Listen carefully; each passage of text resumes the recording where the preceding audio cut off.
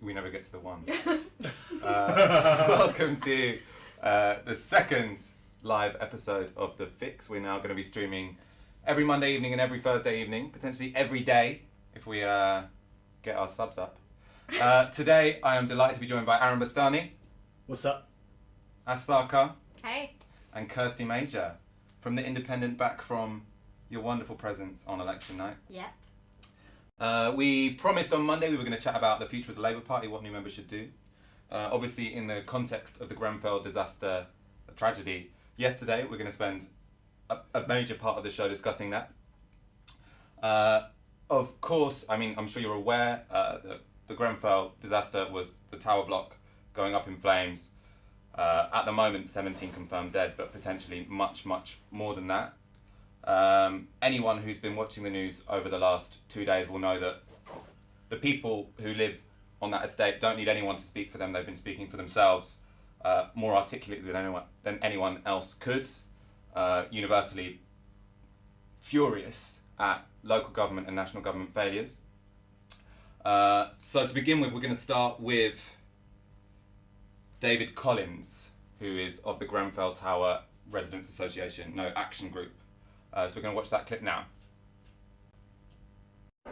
We repeatedly reported concerns to the tenant management organisation of the Royal Borough of Kensington and Chelsea, including fire safety concerns, which were not investigated during the regeneration works. What were those concerns? Concerns over locations of boilers, concerns about escape, concerns about fire escape lighting. And the list goes on. Even floor, I've spoke to Nick Paget-Brown of the council. I spoke to councillors, and they refused to investigate. They wouldn't believe that the residents were concerned. 90% of residents signed an independent petition asking for there to be a investigation into the organisation that runs this building because they were so incompetent, and the council turned it down. 68% of residents felt they'd been threatened, harassed, pressured or bullied by the same organisation or by the contractors doing the work. I personally had the contracts manager of Ryden Contractors who ran the work come around and threaten me on my own door, and so that was the conditions we were dealing with, and they didn't listen to our concerns. Yep. So we're back on? Yep. So that was David Collins of the Grenfell Action Group. Sorry, I got the name wrong first time round. Obviously, he's listing there a series of failures from the company that owns or that controls the block that have completely ignored systematic complaints from the residents of that building. Ash? So from what I can tell from the news coverage is that the mood on the ground around Grenfell has been both one of solidarity, mutual support, a massive outpouring from the community, and as you said, an almost universal fury at the failings of the local council, of the Kensington and Chelsea Management Organisation. KCTMO. Tenants Management Association. That's the landlord. And also kind of a wider fury at the processes of gentrification, of dispersal, and indeed cuts to essential public services like the fire brigade.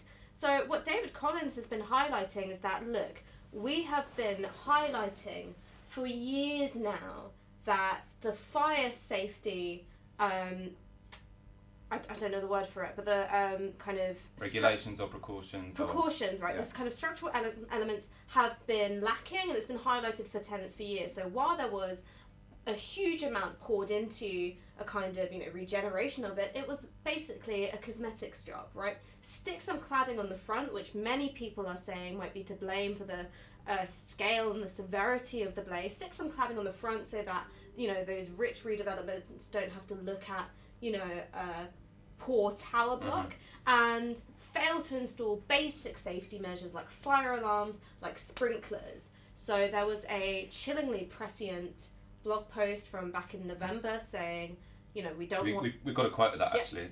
So the quote from that, which hopefully will come up on the screen, is, again, from the Grenfell Action Group. It is a truly terrifying thought, but the Grenfell Action Group firmly believe that only a catastrophic event will expose the ineptitude and incompetence of our landlord. The KCTMO, which is the Kensington and Chelsea Tenants Management Organisation, and bring an end to the dangerous living conditions and neglect of health and safety legislation that they inflict upon their tenants and leaseholders. So that was from November 2016. And the tenants, it seems like what was to blame for this was the cladding. I think the tenants hadn't specifically complained about the cladding, they've been complaining about things like boilers in front of doors, and obviously things that a resident is going to be aware as a fire hazard. But what it does show is the complete disregard that organisation had for the concerns of the tenants. Survivors of the blaze were saying that there weren't any alarms going off, that the fire lighting, which had come on in the event of a loss of power, wasn't working, and that there were no sprinklers fitted. We know that already.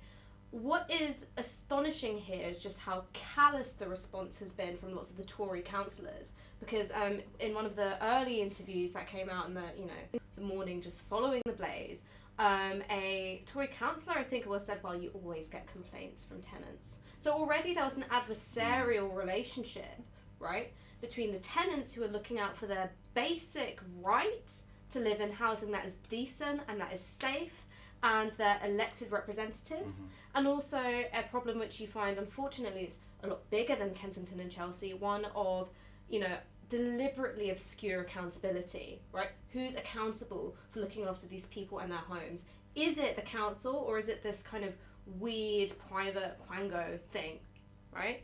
And that's a problem that's bigger than Kensington and Chelsea, but it's something that's especially acute in areas facing gentrification, right? So it's something we see a lot in Newham, something you see a lot in Haringey, something you see a lot in Lewisham and in Southwark as well.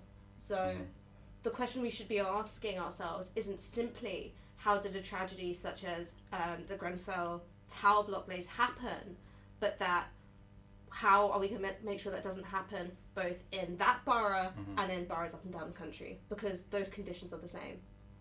Yeah, I mean, there was a letter, wasn't there? There was a petition, rather, which was signed by, I think, 90% of the residents.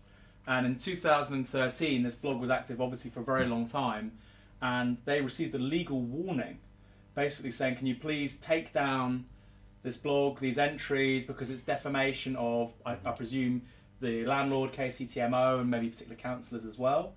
So the response to these grievances, which we now know were completely justified, was one of litigation rather than responsiveness and a duty of care, which is just remarkable. I mean, if people don't face criminal prosecution for this, I mean, I would lose a lot of faith in the law, quite frankly. I mean, speaking of the law, the Tenants Association tried to mount a legal battle, but they couldn't because of cuts to legal aid. They had no recourse to justice, and they had no one else to go to apart from the landlords who just didn't want to listen. And that's a structural issue. It's sheers worth of silencing tenant voices, because legislation always goes against them. You look at Parliament, I think it's 38% of MPs, all MPs or Tory MPs, well, 38% are landlords compared to 2% of the population. That's a huge increase. And then you look at renters, 70% of landlords only have one property each. So if you think about it, that's super atomised. Like, how do renters collectivise? They can't. And that's kind of the structural system in which renters can be sidelined again and again and again. And think about the legislation that was voted down by, was it 300 and... It was the Tories voted against it and everyone else voted for it. It's an amendment to the Housing Act. Yeah. To basically ensure that renters have to live in accommodation that is fit for human living, right? Just like, let that sink in. How bananas is it that these candidates, right, felt able to go back to their constituencies, stand for election again, and not lose their jobs immediately? Well, they're amongst the people that... So obviously it was universally opposed, that amendment, by the Tories, by the Conservative Party. I think actually a few Labour MPs abstained, not many. We're talking 3 or 4. No Labour MPs voted with the Tory party, that must be said. 70 of the Tory MPs who voted against that amendment were themselves landlords, which is just absolutely remarkable. And the argument that they made against the amendment was that they said, well, the fines that would be in place for people that were found to have broken the law, this proposed law, they would have been so excessive that then rents would have been higher, which would have meant that they were ultimately punitive on the consumer, i.e. on the tenant, which is an argument we hear again and again against corporation tax, against tax on high income earners. Well, it hits the people at the bottom the most, which is the complete opposite of the truth. And the point is, well, actually, you could get around those fines by just fucking offering basically safe accommodation. How hard is it? It's like the manufacturer of like Smarties saying, well, look, we could ensure that these are little chocolate buttons and not wasps, but then you'd have to pay 50 quid for it, right? It's fucking ridiculous, right? And the fact that our media classes were so off the ball, right, at the time that this happened, and they weren't absolutely going for the jugular of every one of these MPs who voted against that legislation. Oh, at the time when that amendment was passed. At the time. Okay. I'm not talking about now. I think, like, actually 3 years ago, had this tragedy happened, we wouldn't see the arguments connecting this to wider institutional and economic issues. I don't think they'd have gotten much mainstream airtime. They've certainly not, the voices of, in particular, like David Collins and other more politicised and assertive members of like the Tenants Association haven't had the airtime that they deserve. But I don't think we'd have even what we do have like 3 years ago. But certainly when this legislation was voted down the first time, where was the mainstream media? I'm going to quickly respond. So like, this was in, I think, January 2016, I think. So it was obviously a very difficult time for the Labour leadership. And effectively, I think that broadcast journalism in particular, the BBC, and you have to talk about the BBC because they have 70% of TV news market share, 75% of radio news market share. For them, this was about the theatrics, the pantomime of Westminster. So they would have been like, oh, will they do this? Will Corbyn resign? Oh, look, it's just gesture politics, it's symbolic, rather than actually breaking down what would this amendment mean for ordinary people. Housing is the number one issue, I think, for most people, certainly in London. And yeah, I mean, they've been totally remiss in their duty. Something like Laura Kuenssberg. I mean, I would love somebody to go back and look at Laura Kuenssberg's coverage of this. And I say that not because I'm identifying her as a particularly negligent journalist, although I think she is that. It's because she's the BBC's political editor. She's a very important person in our media. Also, Kirsty, you're putting out great work, right? And you're at The Independent, and you're having to do this kind of like daily reporting as well as a kind of step back and like do the contextual material. How challenging is it to seek out stories that are outside of that kind of short-term theatrics politics and to fit something like, the Grenfell Tower blaze into a relevant context, right, and start offering challenging narratives? It's not hard at all. So I don't report, I commission comment and opinion pieces, and part of my job is to go out and find those narratives that sum up the news in a different way or give it a different take. And it's not hard. I've gotten people from the Radical Housing Network, people who live in council housing, people who lived in tower blocks, to reflect upon it over the past few years. I mean, we put out a piece around the time of that 2015 Housing and Planning Bill. It's not that hard. So why other outlets can't do it? I think this kind of event often has a political significance in the sense that it's a result of whether or not each fuck up in the past cause and effect led to this. So, for example, I think the complaints of the action group weren't about the cladding, but they were about the boiler. But what that showed was the complete disregard that the council had for these people who they saw as powerless and that they didn't really want to live in their borough anyway. I think that vote was more about like mould and rot and the kind of things inside your building. But what it showed was the complete disregard that Parliament had for renters, or the government had for renters. So there was, I think, one thing where the cause and effect is directly linked is there was the all parliamentary party group for housing, that's the one, and they had been recommending for a long time that the government do a new review into safety in high-rise buildings, particularly after the tragedy in Camberwell in 2009, and they've been sitting on that for years. They've been demanding it for 11 years, and that definitely could have come up with information to say that cladding like this is not safe and should not be installed on high-rise buildings. Also, tenants shouldn't have to be architectural experts, right? I mean, like, there's some stuff, I'm just going to leave it to Owen Hatherley, right? He does it very well, I'm not going to step on his toes. But it's not as if we don't have compelling evidence that cladding done on the cheap as a way of kind of protecting the delicate eyes of the rich from, you know, the eyesore that is social housing, and also as a cheap form of insulation, it's not as if we don't have compelling evidence that that is very dangerous as a fire hazard, right? So not just thinking about Camberwell, but also blazes in Australia, also Dubai, and that's been followed with legislation against it. So actually, in the process of regenerating a building or putting one up, that body of knowledge about those dangers is there, right? Yeah. So it's an active decision to disregard that in the process of construction. Yeah. Aaron. Also, in regard to this particular landlord, KCTMO, they had 2 nearby towers in West London. They had 50 people evacuated, I believe, in 2015. One was called Adair Tower, I can't remember the other one. And, you know, this is around the same time, you know, that was being dealt with by the London Fire Brigade, that these people are making their complaints. And it's just remarkable when you think about it, that they were making these, they were raising these grievances. There was empirical, evidence that elsewhere had the same problem, and yet local government doesn't intervene, doesn't take it seriously. I mean, that would tell you that local government doesn't take renters seriously, regardless of the facts, regardless of what they're saying. It's just a, it's just a stone wall. And there's some people are going to have to go to prison, I think, for this. But ultimately, I think we also need to have a much bigger conversation, not just about housing policy, but about local government. And, the dialogue it has with ordinary people, not just the very rich, not just developers, but, renters. So 99% of us. So we're going to get up one more. We're going to get one more quote from that's in relation to this organisation, the KCTMO, because it's supposed to be an arm's length body from the council that's supposed to give power to renters, and so you end up with some residents on it, some councillors. Obviously, it hasn't been very representative at all. One person who was on it was the Labour spokesperson for housing. Her name is Judith Blackman, and hopefully we'll get this quote on screen. "We were constantly being fobbed off. All our concerns were being ignored. Our request for an independent safety adjudicator was turned down. We were told it was unnecessary. I was treated like I was a nuisance. I raised 19 complaints on behalf of individual residents. Every single time we were told that the board had satisfied itself that the fire safety was fine. We were told that the go inside and wait policy was absolutely right."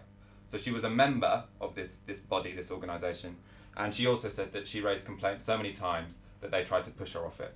Because the whole point of this organisation was that it was not supposed to be responsive to ordinary people. The point of this organisation was you could have a safe distance between the council so that you make an unaccountable quango. Plausible deniability. Plausible deniability, yeah. So this organisation doesn't answer its emails, but the councillors can say, oh, well, that's the business of this KCTMO. Yeah. That's a residents' body. Yeah.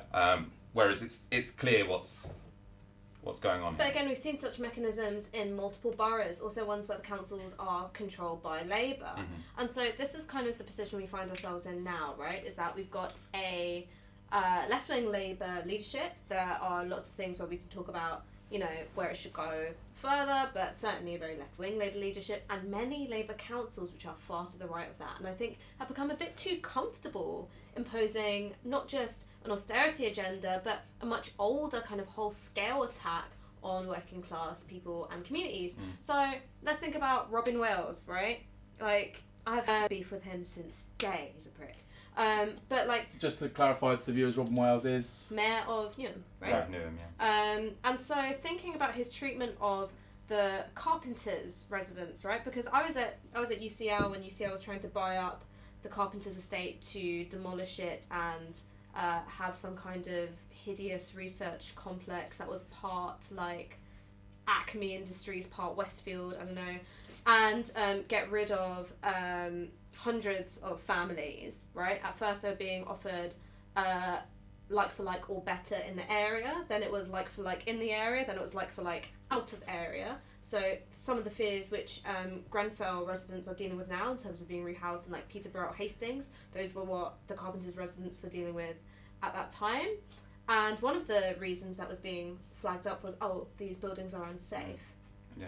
Right? To which the response was, well, make it safer. And these are Labour councils that have been doing that. I think that this needs to be a flashpoint and a catalyst, not just for a leadership change, but for an absolute, root and leaf overhaul of how the Labour Party considers its housing policy. But let's talk about how much tooth or teeth do these councils have, because I mean their purses empty. If you look at the 2015 Housing and Planning Bill, it required all councils to sell off housing assets which were low income but high value. So if you look at Kensington and Chelsea, under the bill it looked like it was set to lose 97% of its housing stock because it's an affluent borough, and all of these social houses just weren't making enough money to justify that. So and then if you do sell off the housing, then a lot of that goes to discount buy to let, which then also decimates social housing stock. I mean, they don't have the money, even if you gave them the power, even if they had all the will in the world. The thing which terrifies me is that housing legislation has just gone so far in one direction. What would you That's do? a really good point. There's an intersection here between austerity and regeneration. So I think the overwhelming burden of austerity, so public spending cuts, has fallen in local government, because if you're national government, you don't really have to think about things. But I think it's 40%. I mean, I don't know, because we've had it, pushed back so many times. But you're absolutely right. There are some very remiss politicians in this regard. I mean, Robin Wyatt's a classic example. But even if you had really good political intentions, even if, you said we want more social housing, we want, to help low-income earners in this borough, it's impossible. You can't do it.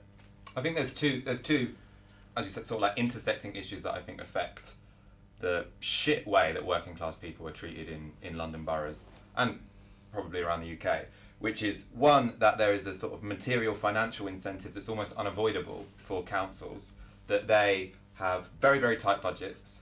They want to get wealthy people into their borough to pay council tax, because more and more they're having to self-fund through council tax, and they want to get poorer people out who have more obligations or who imply more obligations for the council out.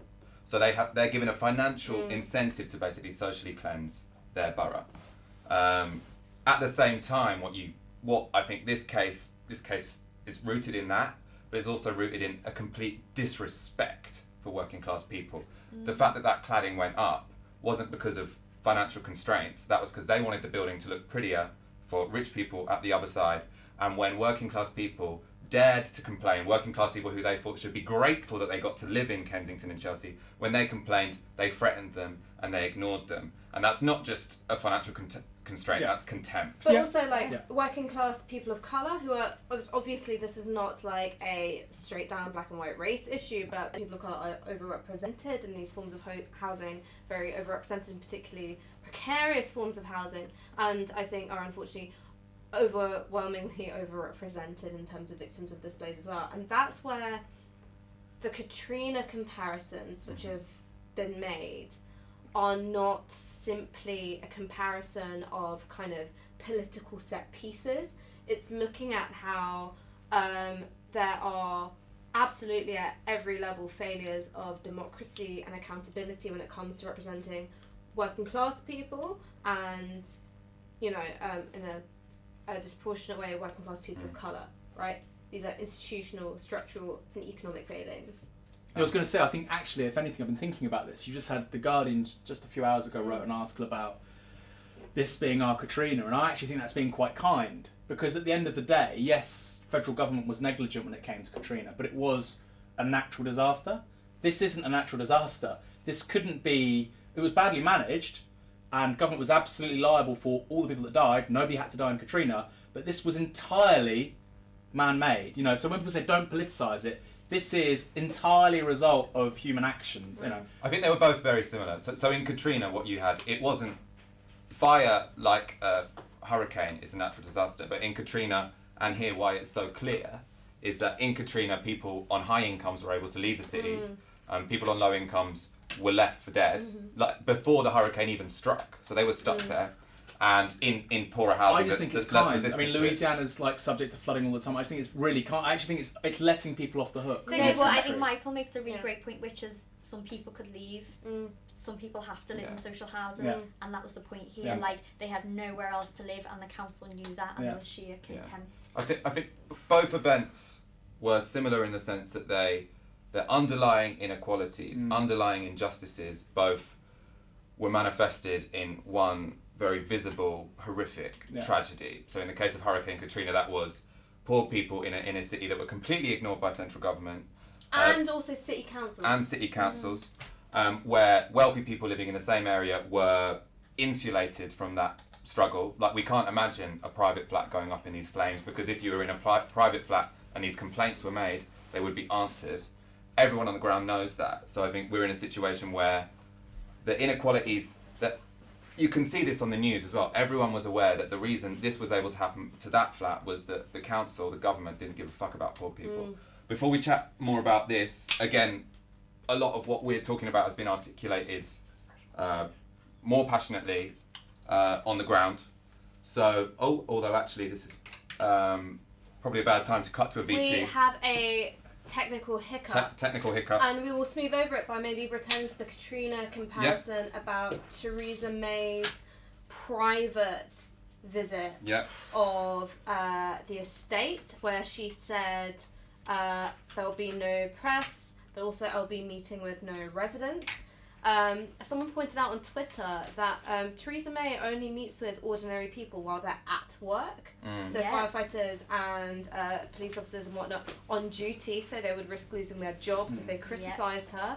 They said it was a security concern why she didn't meet with them. I'd be afraid. I wouldn't want to meet an ordinary person if I've been fucking ordinary people over for the past 7 years. Well, the thing that's so pathetic about it is it's not a security... She didn't think her safety was going to be at risk.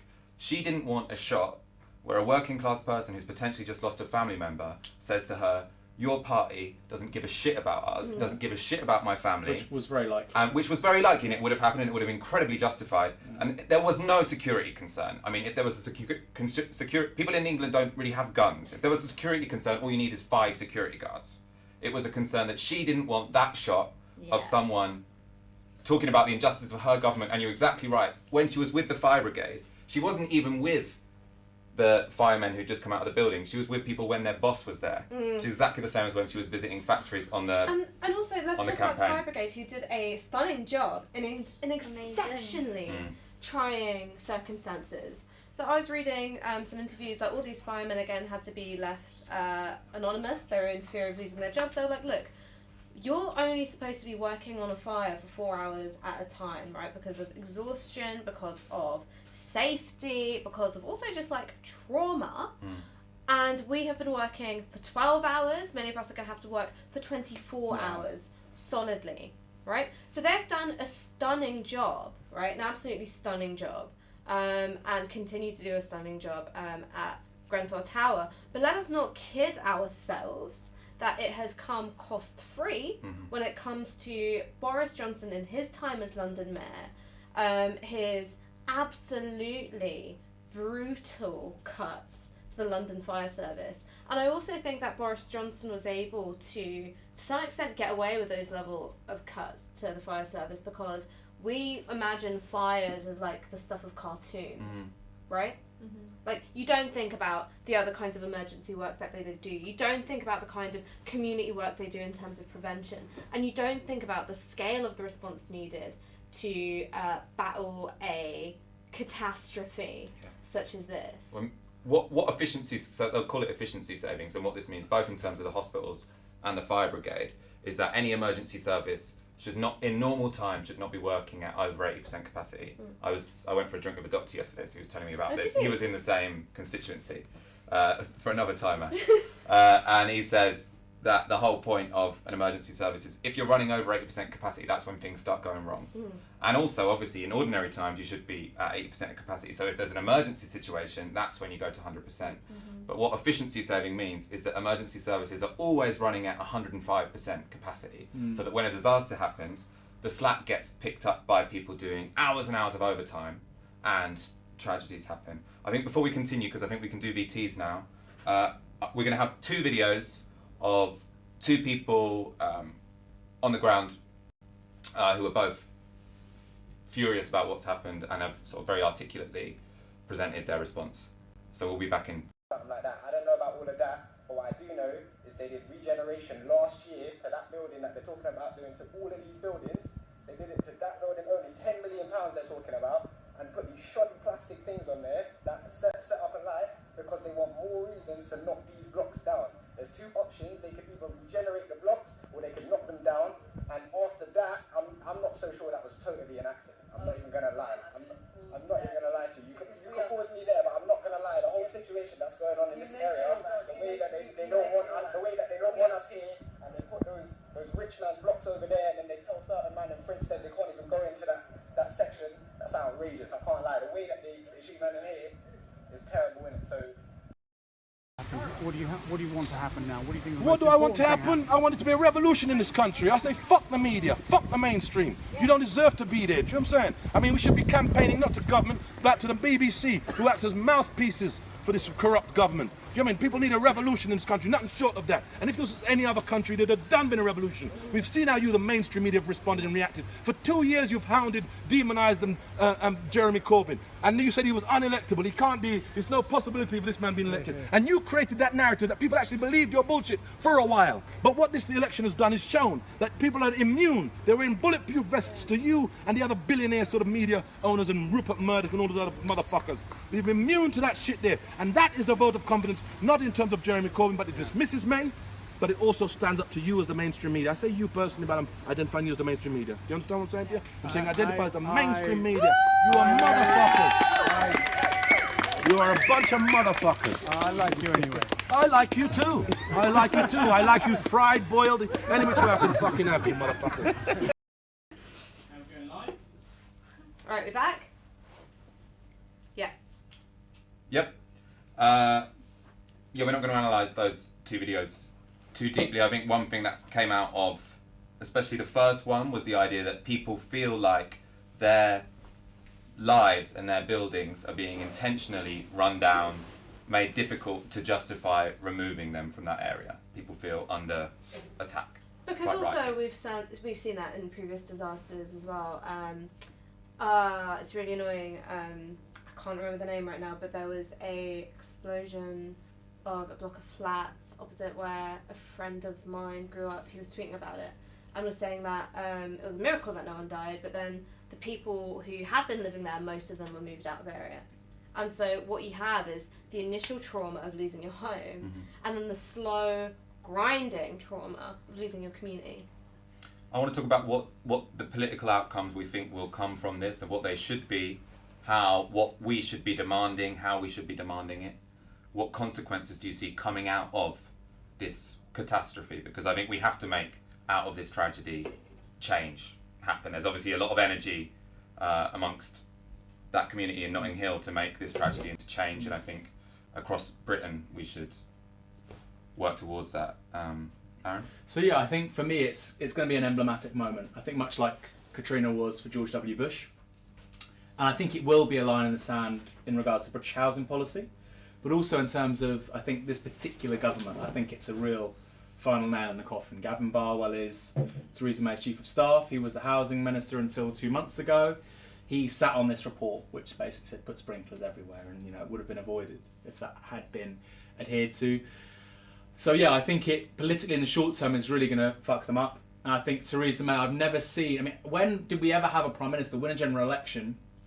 They're the largest party anyway, last week, and it's immediately obvious to literally everyone that they're completely screwed. It's just remarkable.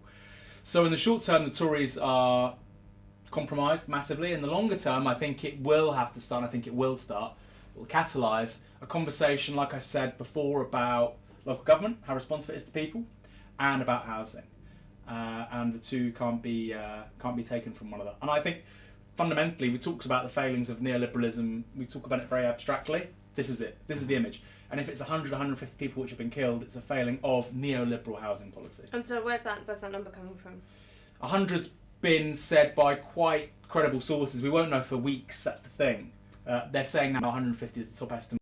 It may be less than 100. We won't know for weeks. But that's the sort of ballpark figure put by very credible sources. I think we also need grassroots-led housing policy, because in many ways, the kinds of forms of activism, so I'm thinking here of St Anne's Redevelopment Trust in Haringey, which is trying to build 500 plus units of actually truly affordable housing in Haringey off a plot of land being sold off by the NHS. So you have to support community-led projects like that, and that's where a Corbyn-led Labour government could be make or break. You also have to support initiatives like, I know I'm being very London focused, but like, sue me, I live here. Housing Action, Southwark and Lambeth, who have been putting absolutely incredible work and hours into supporting the most vulnerable tenants. So we're also thinking about migrants, thinking about single parents, that kind of thing, and also supporting the kinds of tenants associations from the ones at Grenfell Tower to, for example, the ones who were operating at Carpenters, the kinds of tenants organisations behind things like the Sweets Way occupation way back when. Like, these organisations need resources and they need bodies, and both those things can change with a Labour movement that's in touch with extra parliamentary forms of organisation. Can I just quickly respond to that? I mean, fundamentally, the Labour manifesto saying we're going to build 500,000 new council houses. Is that, and I just think that has to be the response, is that this is shock doctrine politics, right? So this goes one of two ways. Either it reinforces neoliberalism or it breaks it. And I think we have to say, look, this breaks it.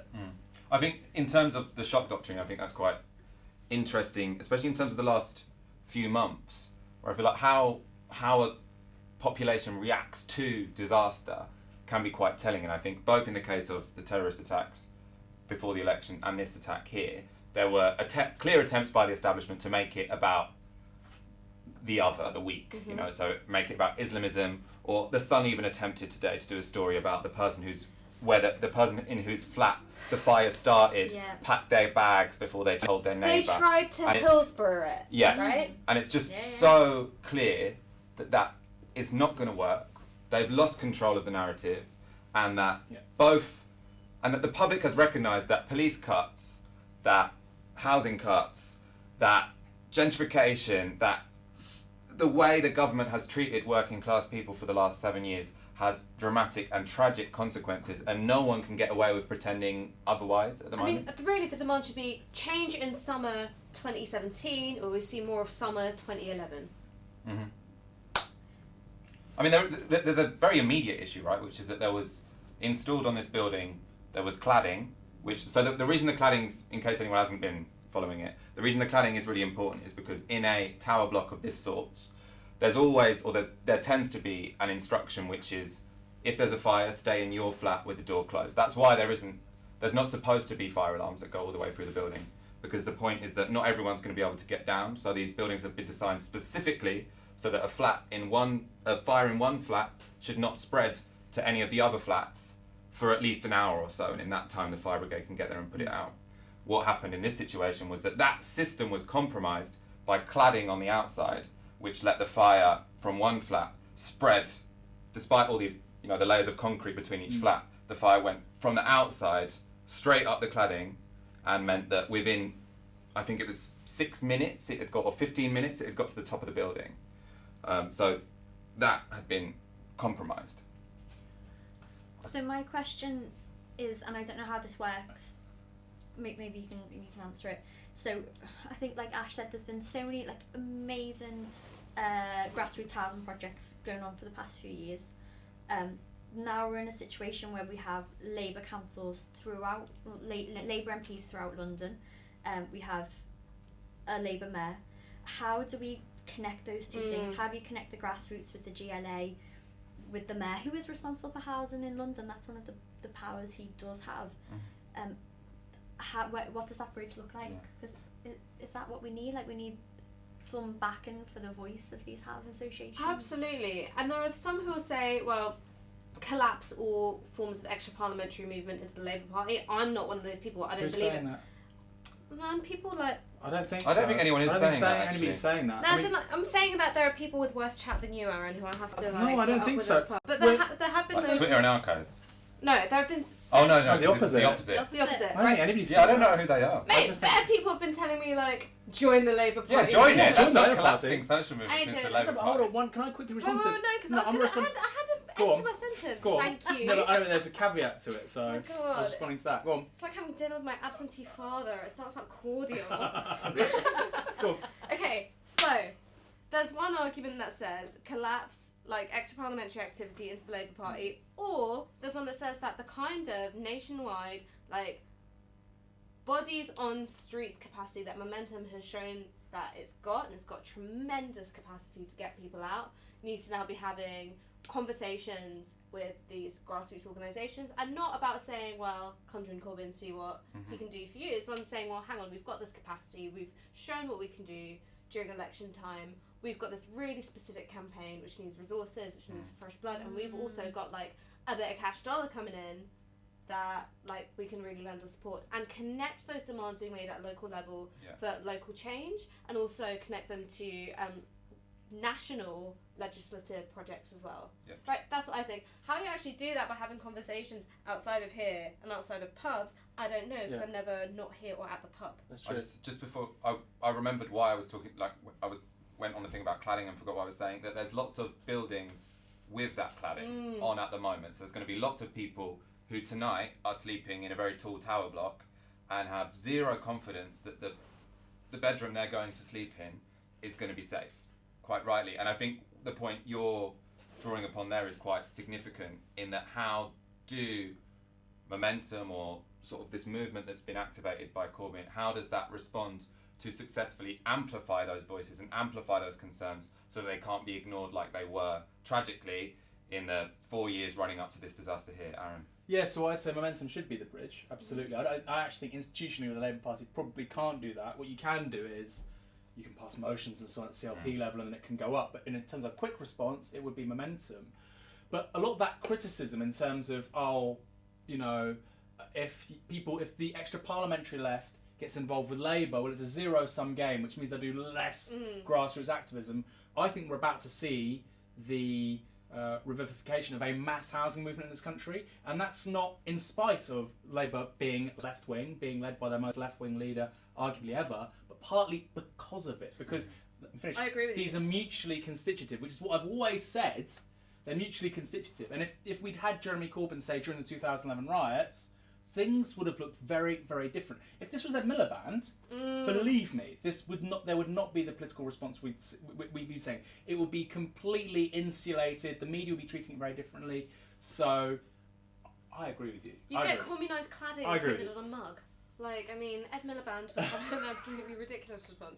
No, but we're on the same page here. Can we just like bickering? You know, it's true. We're on the same page. I mean, one thing that's become apparent in this is to the extent to which, or in this particular event, is the extent to which the Corbyn movement and those grassroots activists behind him and this electoral success has pushed many Labour MPs to be much more radical than they would otherwise have been. Comrade Lammy. We can get up a tweet from Harriet Harman. Comrade Harman. Welcome to Communism FC. So her tweet says, loads of empty flats, in brackets land banks, in Kensington. Jeremy Corbyn right that government should requisition to rehouse Grenfell survivors. So they're literally saying compulsory buy flats which are bought for speculatory purposes to give them to people who need them. That legal power exists. CPO, compulsory purchase order, you could do it. What does the law say you can use it for? Basically, it's kind of like, it's quite sort of like Stalinist. Like the state can do quite serious things with CPOs. Normally it's for like Olympics redevelopment and stuff, but they could usually it's used to in their words decant council estates, like the Hay Gates. That was used for a progressive CPO. That's quite interesting. That's a good point actually, because normally the CPO is used against the poor to benefit the rich, right? But can we turn that around? Phenomenal reversal of legislation, like that would be incredible. I mean, I think this kind of leads to a wider question, kind of taking a little step away for a second, which is one which, because I mean, I really hate all these stuff about like, oh, he's going to be in shadow cabinet, whatever, bores the tits off me. But I think there's a question of what to do with right-wing MPs who are now getting on the Corbyn train. Because when you talk to people about why they like Corbyn, and I'm not talking about like us lot, right? I'm talking about people who aren't in this room. What do you like about him? And pretty much the same word will come up again and again, which is principles, right? And so it's not a case of figures like, Harriet Harman or, Chief Slug, Rachel Reeves, like coming out and saying that, oh, we back Corbyn now. Or like, Rachel Reeves is never going to do it. But, I mean, there is a hardcore David Lammy, right? Yeah, right. Today. Like coming out and saying like, oh, we back Corbyn now. And it's not even enough for them to come out with, because also David Lammy's using the term requisition as well, right? So there's a degree of coordination going on here. I really welcome these calls, but it's not just about proving it to Corbyn and making the right noises, stay in power and stay within influential positions when it comes to a Labour government. It's about proving it to the people, right? That they're not just doing it because it's like the hip new thing. That they've got the backbone, the stamina, and the vision to see this through. Yeah, totally agree. It's very interesting that it's a Conservative council that was in control of that flat. I mean, I do think that probably Conservative councils tend to have more disregard and disdain for social housing tenants than Labour councils, but we also know that many Labour councils have quite a high degree of disregard and contempt for social tenants as well. I think, like, particularly in, like, I keep talking about Newham because that's one that I know, but it could have happened in Newham. Right? So what would the response be like? Could have been actually, there's 4 blocks in Camden that were cladded by the same company. So it's obviously people in those buildings worried, and that's a Labour council. Kirsty, I want to ask you about, because I think we've sort of touched upon how can, it feels like there's a potentially fruitful moment, or a moment that has to be used and taken advantage of in Britain, which is that you have hundreds of thousands of people who've just been mobilised to campaign for a real progressive alternative. And in the moment that that's happened, there's been an event which has created a huge amount of need, a huge amount of outrage, and it's sort of sharpened what everyone knew was so wrong about Britain right now. And do you think there is a way that we can, what can Labour activists do to make sure what happened yesterday can never ever happen again? It's a difficult question. I think everyone needs to. I don't even think it's necessarily just about the Labour Party. I think a lot of people would have voted Labour this time who aren't members of the party. I think it's more that there's a wide consensus for social change, and they're people who voted for Labour, and they're people who will be acting on this issue. There'll be people sharing stuff on social media, which is a political act in itself. Like, there will be people within their local Labour parties.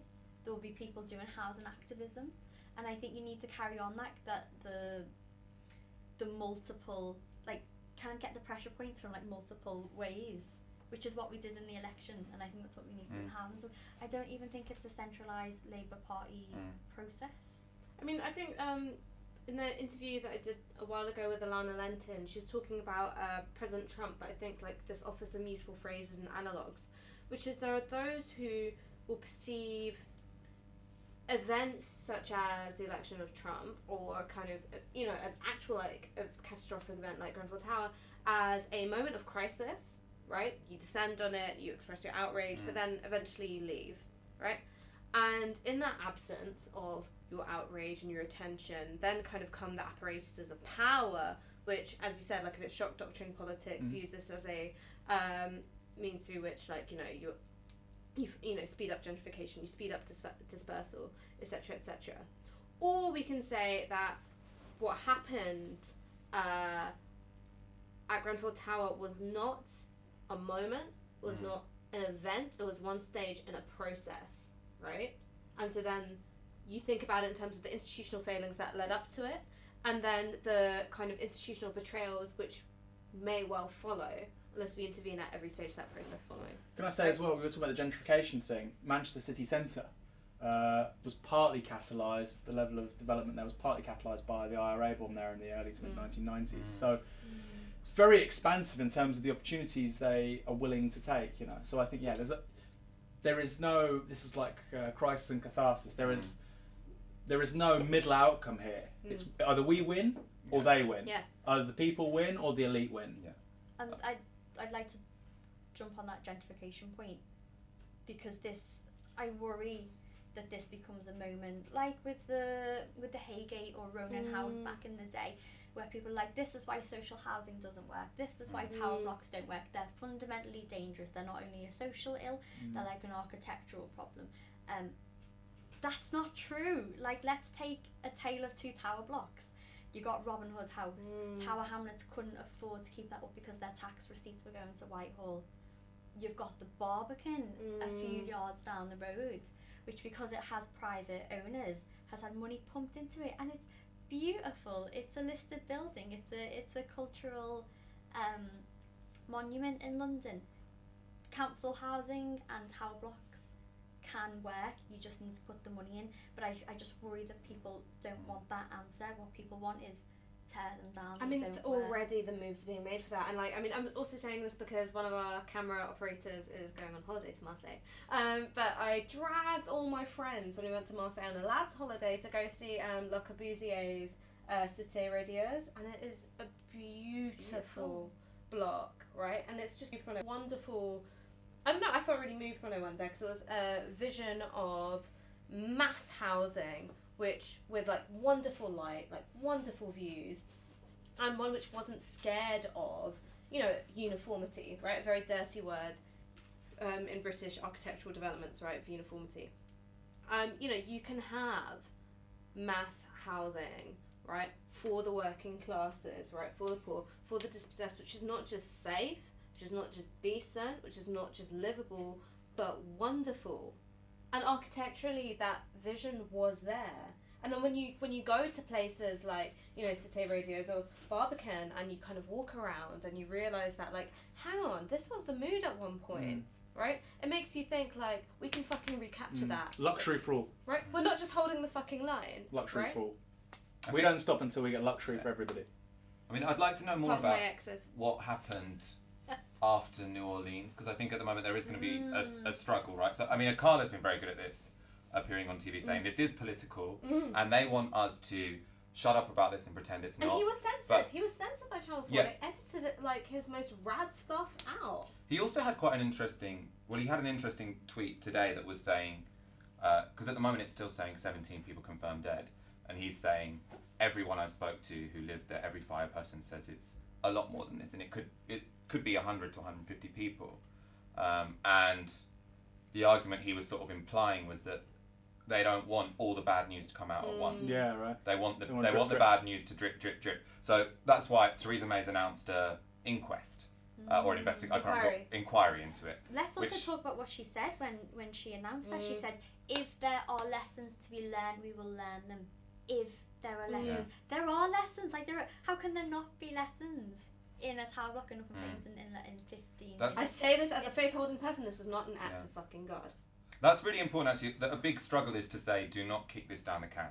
Because that is the point of an inquiry, is to say... They did it with the news... What's the one, the phone hacking one? Leveson. Yeah. Leveson. So they did Leveson 1, and they said, we're not going to do criminal prosecutions this time around, we'll do it in part 2. Yeah. Then after 4 or 5 years, no Leveson when 2. everyone's forgotten about it, they're like, oh, we won't do it anymore. It's not in the newspapers Under anymore. a Corbyn government, we'll do Leveson too. Yeah. But I mean, what I'm saying that's is... what News International are most scared about. Yeah. We need to get big commitments now that can't be... put What under I'm the also carpet worried in about 3 years' is, time. to talk about New Orleans, I'm really worried about insurance companies. Yes. They don't pay out unless they have to pay out, and they will avoid paying out, and they did it in New Orleans. Oh, because of an act of God. Yeah. Is that why? Yeah, that's the only reason. But also... there'll be people subletting. There'll be people who won't be registered. There'll be people without house insurance, because another issue we have in London is overcrowding and informal letting, because we're forced to live like this. And I just worry that there's a lot of people who won't get a penny out of this. And I wonder whether part of what we do is making sure that people like crowdfunding and making sure that people are funded. And also the community efforts have been wonderful and moving to see. You've had accounts of people driving all the way down from Leicester, right, just to help out. Like, it's been wonderful. But know that we only have to crowdfund because the state response is lacking. Yeah, you're right. You're so right. Can I also quickly say, I mean, Sian Berry, when she was running for London Mayor for the Greens, one of her proposals was a renters union, which City Hall would help fund. And I think that has to happen. And we allegedly have a progressive mayor in this city, Sadiq Khan, who actually does very little for renters. And she's still in the GLA, right? Or she's in the GLA. Assembly. Yeah, she's a member of the GLA, isn't it, for the Greens. They got 2. She's one of them. And Sadiq Khan claims to be a progressive mayor. We have 54% of Londoners just voted for Labour. We've got MPs across the city, including now in Kensington. We have to have a renters' union in this city at the very least. And unless Sadiq Khan offers solutions like that, I'm sorry, Sadiq, you aren't serious about these kinds of problems. Simple as that. You're a cappuccino, which is to say, there's a bit of coffee at the bottom, it's all fucking fluff at the top. Yeah. So, yeah. Because, there are really obvious solutions we now need to have it. It's going to take more than tweets from David Lammy and fucking Harriet Harman. Yeah. A renters' union, how much is it going to cost? It's not going to cost that much money. But if you really want to organise, ordinary people against the very wealthiest in this city who are just robbing us every day, that's the best place to start. But also look at Barcelona, right? You have a mayor who comes from a lively housing movement which has been making wins, right? So, Sadiq, if you're not going to do it, someone else fucking will. And I would go full social democrat drag for that person. I don't care. Ash Sarkar for mayor. Oh, fuck that. Ash for mayor. Mate, I can see it. I'll be your campaign manager. I would rather gouge out my own eyes. You do that after we win. Can you imagine the compromat on me? I think we're gonna wrap up. I think the analogy with New Orleans is that did a lot. That moment and the failure of central government to respond to it did a lot of damage to George Bush politically. Potentially politicised a lot of people. I have no idea what you can call as a relationship between that and Obama. But in the end, New Orleans ended up getting quite gentrified. The capitalist version of the shock doctrine was imposed quite successly. The Heritage Foundation moved in very quickly. And so what I want everyone to finish on is what can anyone do, be that the Labour Party, be that a local activist, be that a resident of a council estate somewhere, how can we make sure that this situation ends in a change of how we do housing in Britain, not as just another opportunity to do a capitalist shock doctrine where they end up gentrifying that particular part of Kensington. Right? Mass mobilisation. If a single tenant or household is moved out of borough, right, Kensington and Chelsea, right, from pillar to post is getting shut the fuck down, right? And it will all be entirely lawful, obviously. I would never encourage anyone to do anything otherwise. No. But it is getting shut down, right?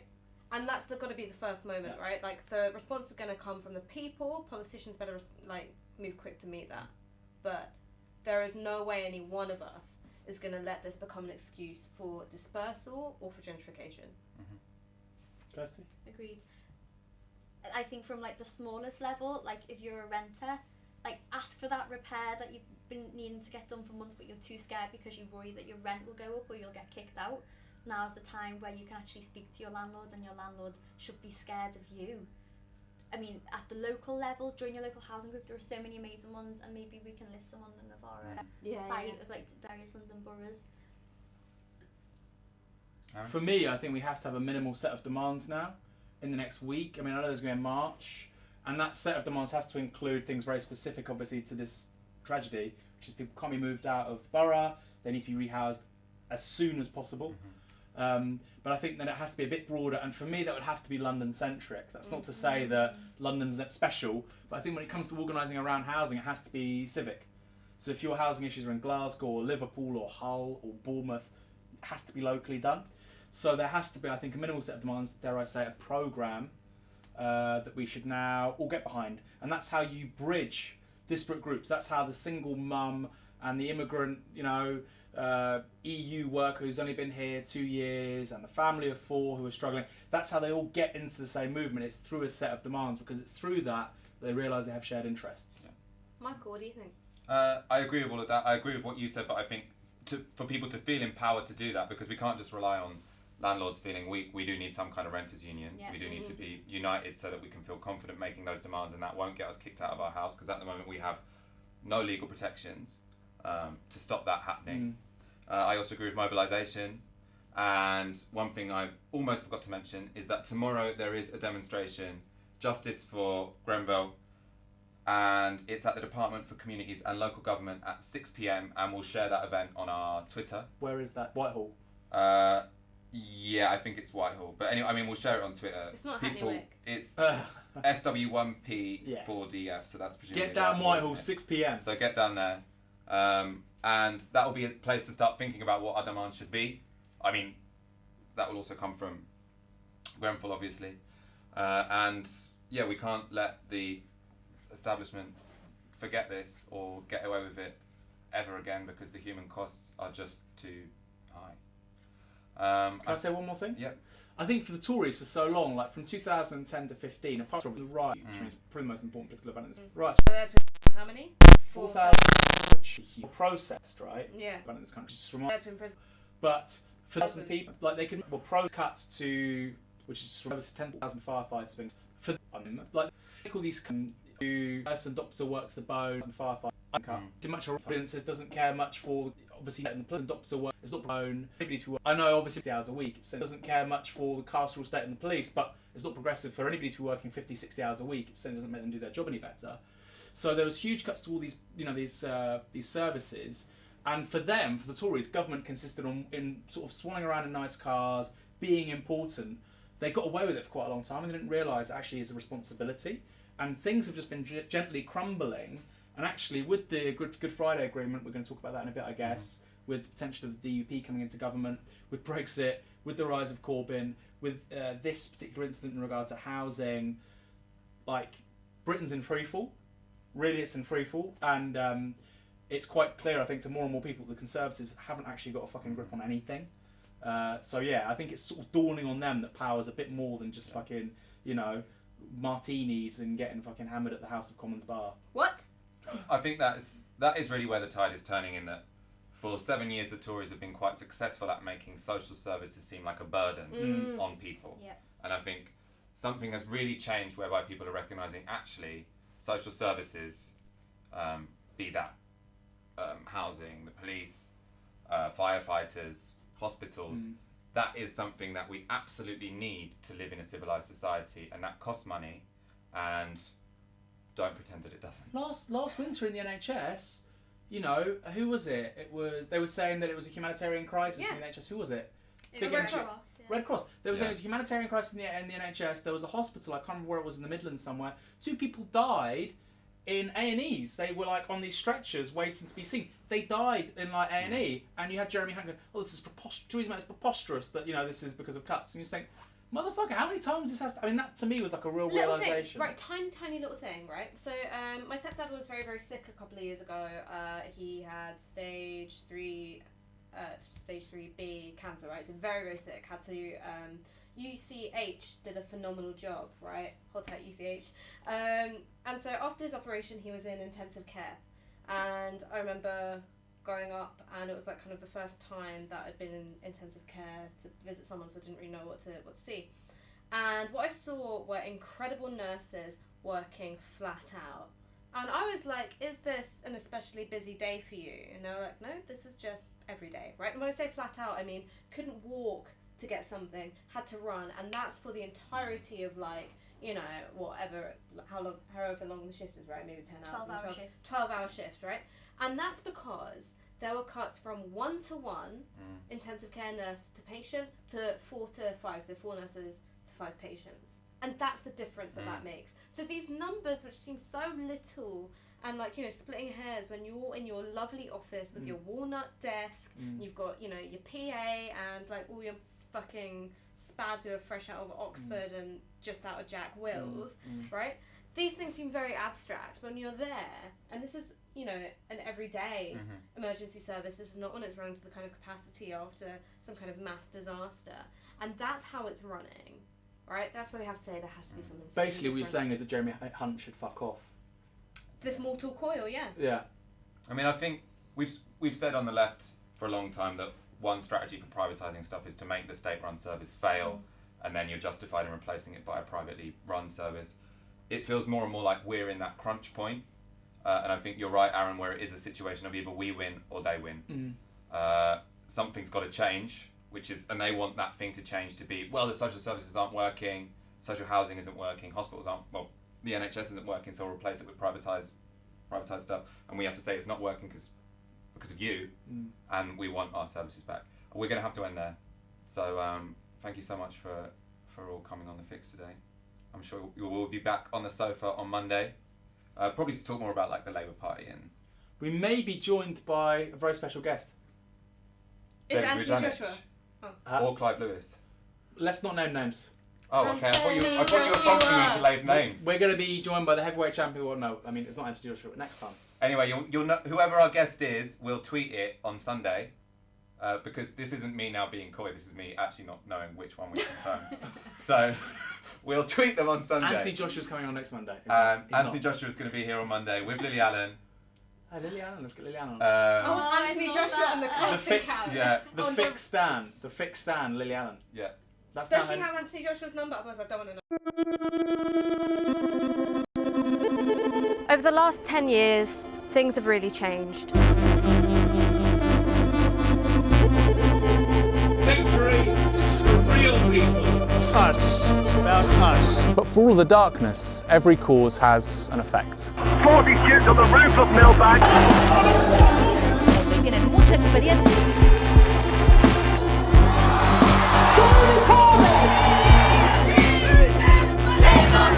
For all the talk of change, the present moment is really one of crisis. A crisis of democratic representation. Of identity. A climate crisis. Of a failing economic model which isn't working for most people. We can't have a media that's beholden to advertisers or the political ambitions of oligarchs. Which is why, in 2013, we founded Novara Media. Unlike corporate media, we are funded by our subscribers. There's no tax avoiders, there's no oil money, and there's no lords. What we're creating is media for you, which quite simply, you make possible. We're looking to raise £40,000. That will allow us to not only keep on paying our contributors, but give them a little bit more, as well as keep our studio and take our fantastic Novara events nationwide. To help us get there, go to support.novaramedia.com and give a one-off donation, or even better, sign up for a subscription. We've already achieved so much, but the truth is, we've barely started.